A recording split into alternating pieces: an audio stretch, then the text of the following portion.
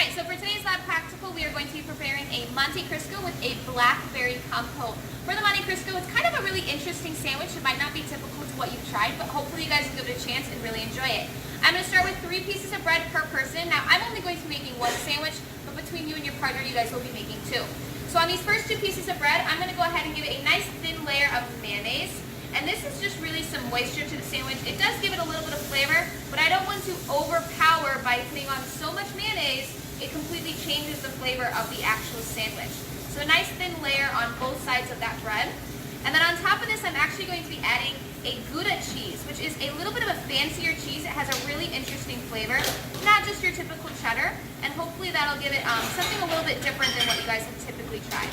Set my mayonnaise aside, and then I've got my Gouda cheese here. I'm going to put 1 slice on top of each piece of bread. And then I'm also going to put 1 slice of turkey on top of each slice of bread. And this is a shredded turkey, so a little piece here on this side, and then a little piece on this. Now in the middle of this, I'm actually going to take 1 more piece of bread and stick it, and I'm going to be making basically a double-decker sandwich, which is what I've got here. Okay. So from here, I'm going to squish this down because I want to make sure it's nice and thin, and that'll really hold everything together. And then we're going to turn it into basically a French toast. So I'll show you guys what that looks like. Alright, so I've got my sandwich here. I've actually cut off 3 sides of my crust, and I'm going to cut off the last side here. I'm just staying as close to the edge as I possibly can because I definitely want to make sure I'm saving all of my sandwich. I'm going to put this right on a piece of plastic wrap, and then I'm going to use a rolling pin to squish it down nice and flat. Now I'm doing this gently, I'm not pushing really hard. I want the rolling pin to kind of do the work. And I'm just going to be squishing it down, trying to make sure that it is staying as close to a sandwich as possible. As it gets close, I'm going to wrap it in the plastic wrap, and then I'm going to continue to press it down nice and flat. That plastic wrap is going to make it so that I'm not moving the sandwich as much or the bread as much with the rolling pin, and it's going to kind of keep it in place. I'm going to flip it over and do it on the other side. And that's about as flat as it's going to get. We're going to wrap this up and store it until tomorrow. Alright, so we're still on day 1. I went ahead and wrapped my sandwich and set that aside, and now I'm going to make my blackberry compote. The reason why we're making this on day 1 is so that it can cool, and we'll use that as a topping on our sandwich tomorrow when we go ahead and grill it all up. So what I'm going to put in my pot here is I've got a little bit of lemon juice, some granulated sugar, I've got my lemon zest,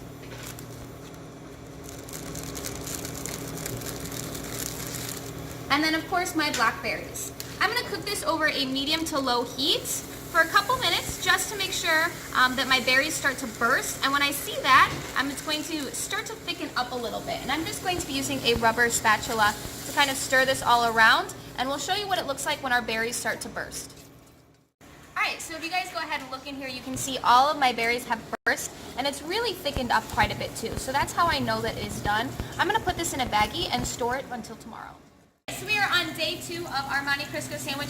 We made the blackberry compote yesterday, so we're going to save that until the very end. But I've got my sandwich here. While I unwrap this in my bowl, I have a egg mixture with a little bit of milk, and I went ahead and whisked that all together. And I'm going to take my sandwich that is nice and squished down and just dunk it into that mixture. And I'm ready to put this into my frying pan. Now in my frying pan, I melted just a little bit of butter with a little bit of oil, and that's going to help give it a nice golden color as well as a little bit of flavor. We want to make sure while we're letting this cook that we're not flipping it too early. If we flip it too early, it's actually going to tear apart the bread on the bottom. So we want to make sure that we're looking for that bottom edge to get nice and golden brown. That's going to tell us that it's ready to flip over, and I'll show you guys what that looks like. I want to make sure you guys can see this. If you look at the bottom part of the bread here, and on all sides you can see the golden brown, that's telling me that my underneath is ready to be flipped, and I have not touched it since I put it on the pan. But when I go and flip this over, you'll see it's nice and golden brown. So we're going to let this cook on the other side. We'll get all the edges, and then we'll be good to go.